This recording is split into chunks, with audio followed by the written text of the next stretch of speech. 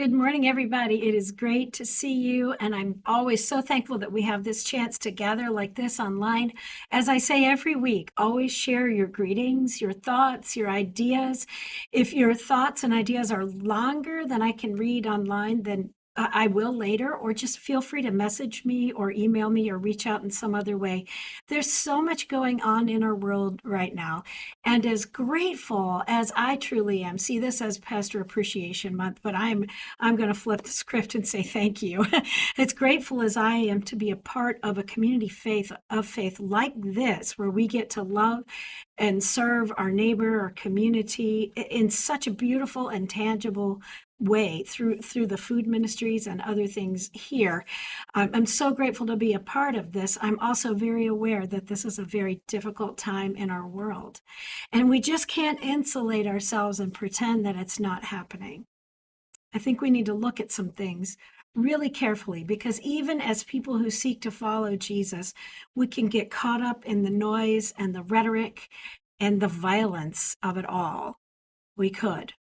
Let's talk about violence a little bit this week and our nonviolent Jesus. When things do get tense and difficult, think it through. What will you do? Because they probably will get more tense and difficult as time goes on here. It's very possible.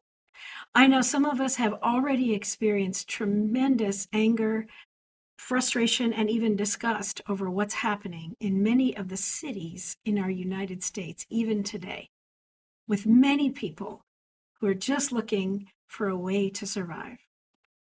So, what will we do in response to the injustices that we see? I want to look at the words of Jesus, or the words about Jesus, in a story that is in the Gospel of John. It is in chapter 8, and we're going to look at verses 2 through 11. I want to preface this by letting you know that this story in particular is not in the earliest transcripts. So it doesn't show up in the earliest, oldest versions that we have of the Gospel of John. However, most scholars do not question its legitimacy. What it teaches and what it shows about Jesus is in line with everything else that Jesus did and taught. Additionally, sometimes these biblical stories, particularly in the Gospel of John, but in other Gospels, are compilations of multiple stories, or so people believe. So in all likelihood, the story that we're about to look at this morning didn't happen in just one instance. It probably happened all over Jesus' teaching, which is why it was so important that it be remembered. Hi, Jazzy. Good to see you.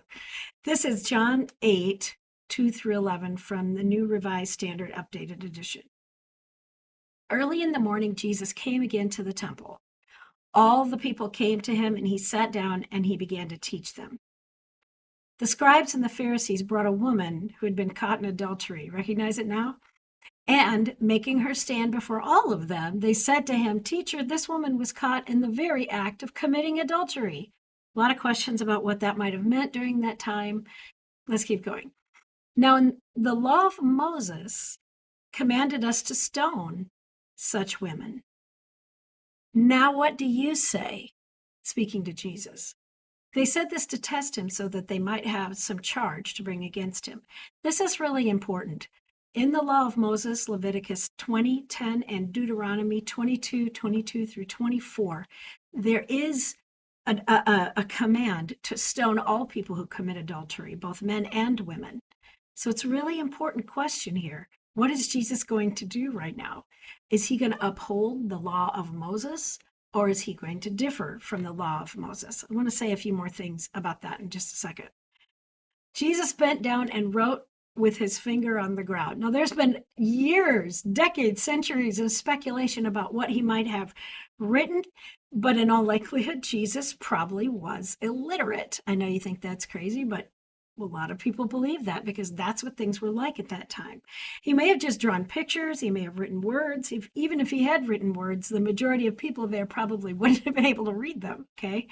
Whatever it is, Jesus shows something different in his engagement. He stops and does something different than what they're doing. He kneels down. He bent down in the face of their in the face of their question about violence. he bent down.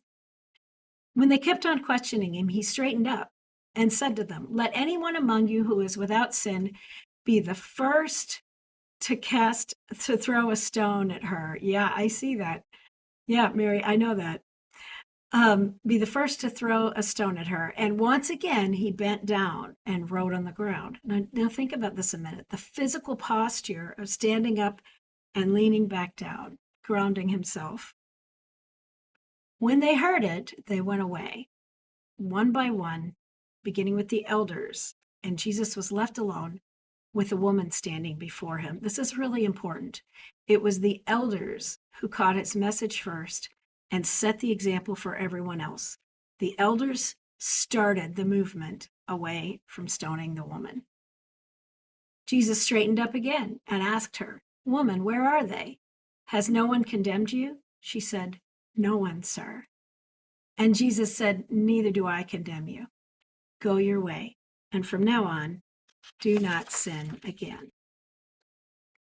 In this story, this is super important. Even when the law of Moses instructed violence as punishment for sins, this particular sin of adultery, Jesus still said no. This is very, very important.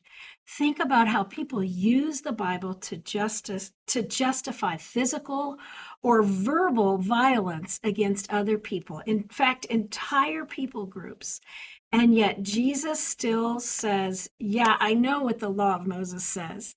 And no, no violence. No. And there's a lot of speculation here. Is Jesus saying that's wrong? Is Jesus saying there's no need for that kind of law anymore? What's Jesus actually saying about the law of Moses in that he is completely willing to contradict what it says? Raises a lot of questions about what the law of Moses actually was. How much of that was designed by God and how much of it was people adding their own ideas to God's plan? Very hard to know, friends. But I want you to know I'm willing to question the law of Moses.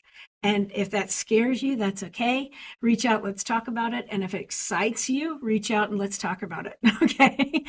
Because Jesus clearly contradicted the law of Moses right then and right there. And I truly believe that the love that he showed this woman and likely many other people around who had been caught in sin and set up to be killed in one way or another, the love that he showed this woman changed her, but it also changed the people around, the people who were willing to put down their rock and walk away. And remember, it started with the elders. They were the first people who were willing to put down the weapon and step away and let it be. This is really, really important, friends, in this world that we're living in right now. It is a great example of how Jesus himself was not violent. He was never violent. He never allowed violence, even opposing the laws of the Old Testament. And he did not permit any violence, even though parts of the Old Testament law allowed for it. I guess I just repeated myself. Sorry about that. However, many people who claim to know and follow Jesus seem to think otherwise. And some people would say that right now we have a Christian segment out there that is essentially ignoring Jesus altogether, which is kind of strange because Christian means Jesus. But there are people who say that because Jesus never advocated for violence. And yet we have a large Christian nationalism group that is all about violence right now. All about it. For people who they say broke the law, but even for people who we have no proof that they broke any law. All over this world, this is happening. You know what I'm talking about. I got to throw something in here really carefully, though. Different news media sources will tell you different stories. So if you're thinking right now, what? There's no violence going on. I encourage you to look wider, look broader, look at something other than your choice of news media. Look broader, look wider, and try to proof things that you see. So there's a lot of violence going on in our world right now, and I'll stand by that. I want you to see something again that I showed last Sunday. And part of the reason I'm showing this to you online again is because I didn't get a chance to show it in person last Sunday, and I had several people talk about the impact that it had on them. I wanted to be sure our whole community here at Coon Rapids UMC saw this video because it's obvious. And yes, it's fact checked. This really did happen. This is on Pete Hegseth's personal page. You notice it's not showing up, however, on Fox News. At least I couldn't find it there, but it's showing up in other places. Watch this. Using the words of Jesus. You saw it last week if you were here. If not, watch carefully. Our Father, who art in heaven, hallowed be thy name. Thy kingdom come, thy will be done, on earth as it is in heaven. Give us this day our daily bread, and forgive us our trespasses, as we forgive those who trespass against us. And lead us not into temptation, but deliver us from evil. For thine is the kingdom, and the power, and the glory, forever and ever. Amen. I know I talked about this last week, and I also shared with you that we're going to focus on the nonviolent Jesus for a little while. So I wanted to make this point again. Would the Jesus who stood up and said to the people who wanted to stone the woman caught in adultery to death have created a video like this? I know that's a weird mix of things, but would that Jesus have condoned what we do now? And certainly, did that Jesus have weapons of war in mind when he shared that prayer? I don't think any of that. I think Jesus was and is and always will be nonviolent. The Jesus who offered the Lord's Prayer and who told the people to set down their weapons and walk away from the woman is the same Jesus who did not allow people to act violently, even when what they were doing was against the law, supposedly. Yeah, Tammy, I agree. I think Jesus would feel sick about it. I do. A lot of people do. I believe firmly that Pete Hegseth and many others are unfortunately very wrong about Jesus. I believe that Jesus was entirely nonviolent. Jesus was all about love, all about grace, and all about mercy. And that's who we need to be as well in this whole chaotic world. And it sounds like it's impossible. Like, of course, we're going to have to meet violence with violence at some point, right? I don't think so. I think Jesus calls us to love and to continue to love and to continue to offer grace and mercy, but also not to be completely passive. We'll talk about that more in the coming weeks for sure, because I have too much to say about that to tag it along with this sermon. Okay? So that's it, right? Short message today. Amen. As Christians, we need to be sure to avoid violence at all costs. That's it, right? Nope. That's not quite it. It's not just about you and I just monitoring ourselves. We need to do more than that. These are very violent times, and we need to do more. We need to speak out to represent the love of Jesus with courage and strength. And let me tell you, I do worry just a little bit about these sermons even that I give on Sundays. It's been mentioned several times that eventually somebody's going to notice that I am speaking so pointedly and vehemently against what's happening out there. You know what? I can't worry about it because, frankly, I am inspired by the courage that other people have with a larger presence online. And frankly, I encourage you to find them and follow them. One of them's name is Benjamin Kramer. I've used his work before. He is just all over it right now. He is a pastor trained in the Wesleyan tradition, meaning United Methodist heritage, and he is saying things every day that matter. I encourage you to find him on Facebook, to follow him on Instagram. I think you can find him on YouTube as well. He is really on the ball. I want you to hear what he said about things that just happened in the last few weeks. These are Benjamin Kramer's words, because he says it better than I could. Recent remarks by national leaders are deeply troubling. In a room full of military leaders, the president suggested that American cities he deems political enemies should be used as military training grounds. And the Secretary of War said that their role is to kill people and break things, along with many other disturbing words. If you missed that this week, go look for it. Go look for the speech that Pete Hegseth and President Trump gave to all of those military leaders in a big room together in the United States. This is in the wake of similar statements said by the president and his deputy chief of staff about hating and crushing their enemies at Charlie Kirk's memorial service. If you missed that, go look for it. I promise you it's there, and it's not fake. Their statements represent not only an unconstitutional use of power, but given how long both figures have been held up as Christian leaders, this is really important, friends.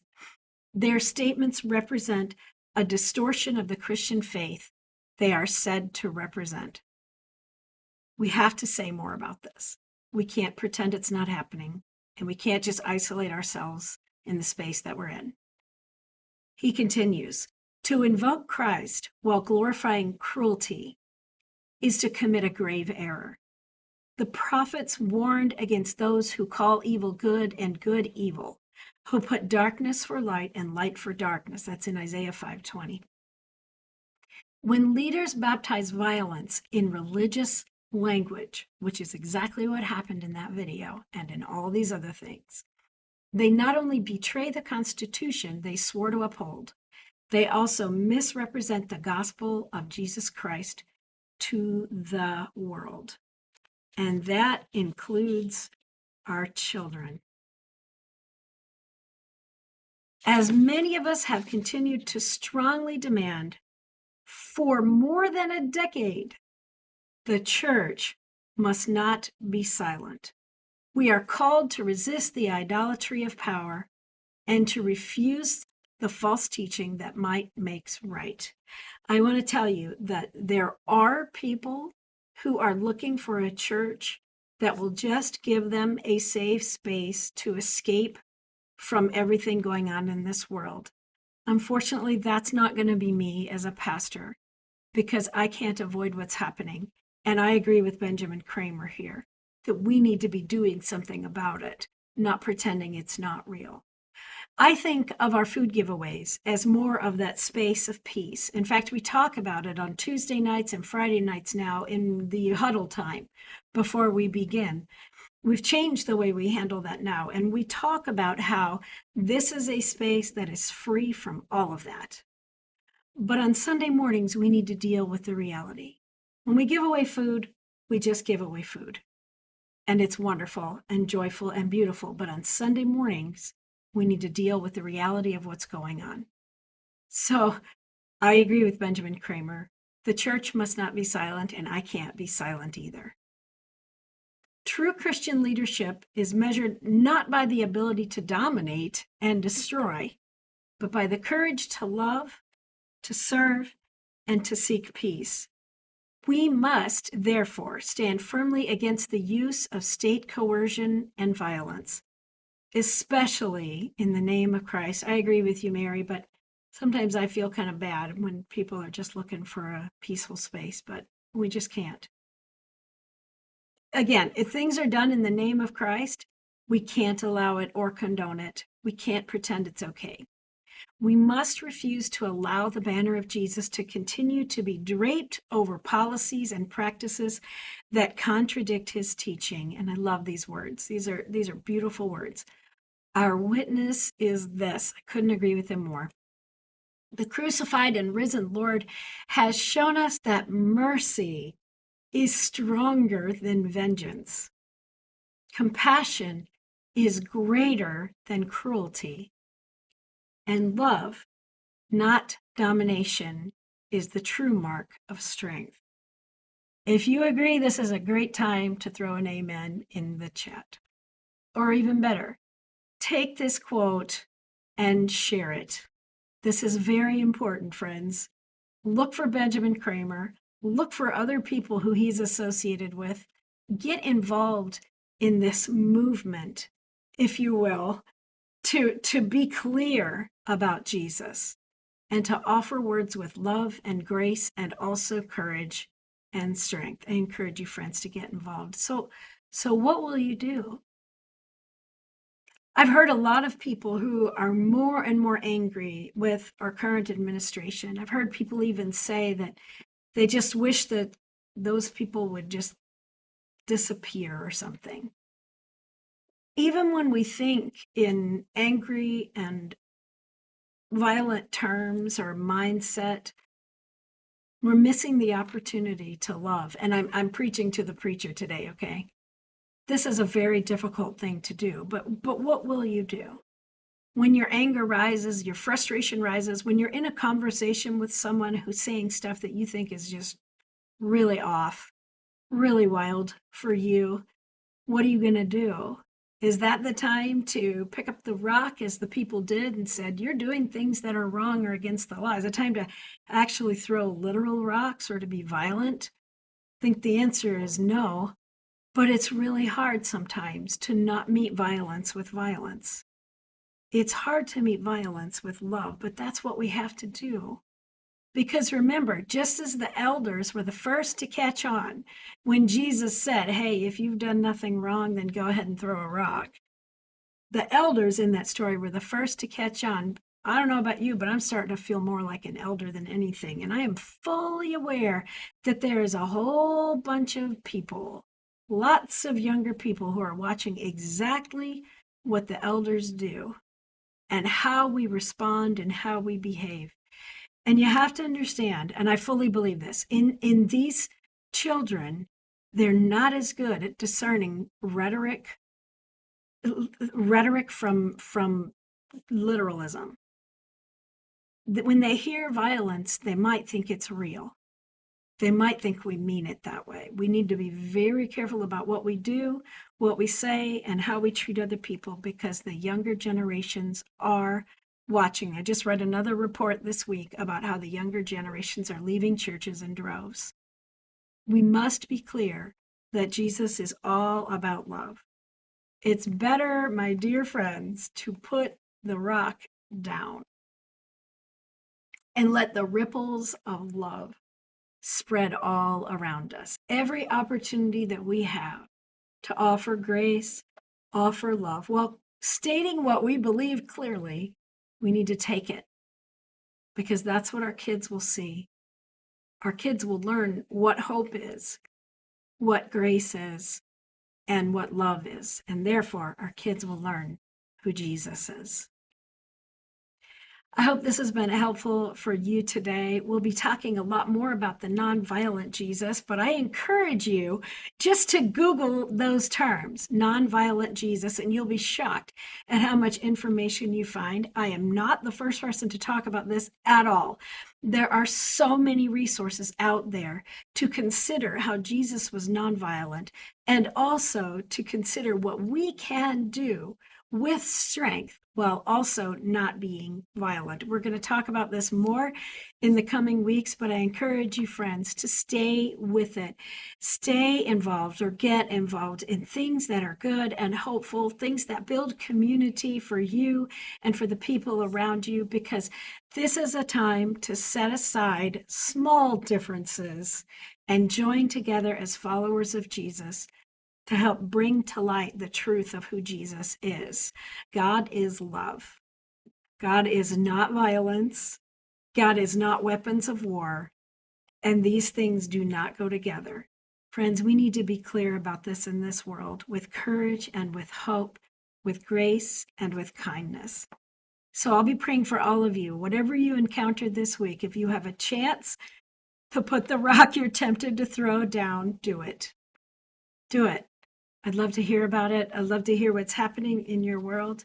In the meantime, everybody, please take care, get involved, sign up to get more information about how you can get involved more. Keep digging, keep researching, and keep hoping. Take care. I'll see you again next Sunday, if not before then. See you soon.